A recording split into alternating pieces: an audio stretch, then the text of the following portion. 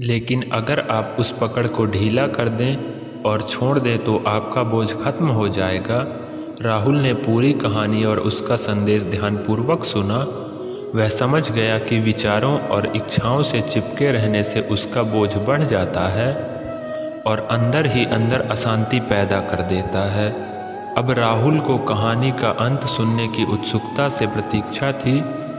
कहकर बौद्ध भिक्षु ने कहानी जारी रखी। एक बौद्ध भिक्षु की बात मानकर शक्ति ने विचारों को त्यागने का अभ्यास शुरू कर दिया।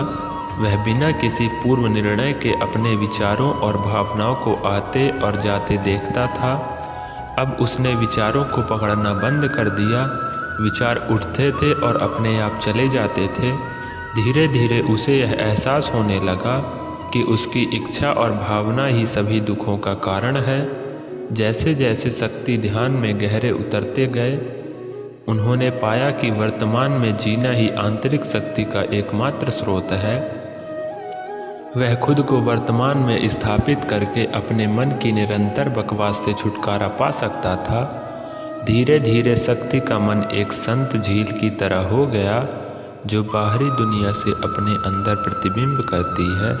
उन्होंने जीवन की सादगी में संतोष को अधिक महत्व दिया और भौतिक संपत्ति के प्रति अपना लगाव जोड़ दिया।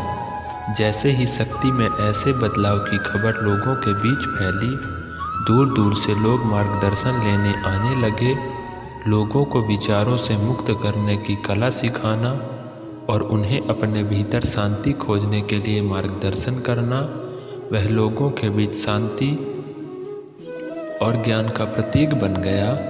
शक्ति और साधु की कहानी समाप्त कर महाकौशल बौद्ध भिक्षु कुछ देर के लिए चुप हो गए ताकि इस कहानी का अर्थ राहुल के मन में अच्छी तरह बैठ जाए।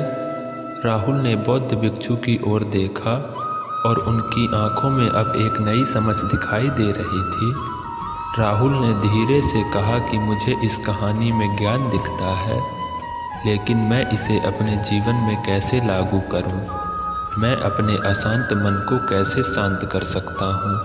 राहुल के इस सवाल पर बौद्ध भिक्षु गर्मजोशी से मुस्कुराते हैं और फिर कहा कि अशांत मन को शांत करने का अभ्यास आत्म जागरूकता से शुरू होता है। अपने भीतर उठने वाले विचारों का निरीक्षण करने के लिए प्रतिदिन कुछ समय निकालें। उन भावनाओं पर ध्यान दें जो आपके मन में आती हैं और देखें कि वे कैसे आती हैं और आकाश में गुजरते बादलों की तरह चले जाए। राहुल ने आंखें बंद कर ली और बौद्ध भिक्षु के कहे अनुसार अपने विचारों का अवलोकन करने लगे। जैसे ही उसने अपने भीतर उठने वाले विचारों पर ध्यान देना शुरू किया, उसे इसका महसूस हुआ। उसे अपने अंदर चिंता और इच्छाओं की एक निरंतर धारा बहती हुई महसूस हुई। सिर्फ एक एहसास ने ही उसे एक अद्भुत शांति का एहसास कराया। उन्हें यह भी एहसास हुआ कि यह सभी विचारों और भावनाओं से अलग है।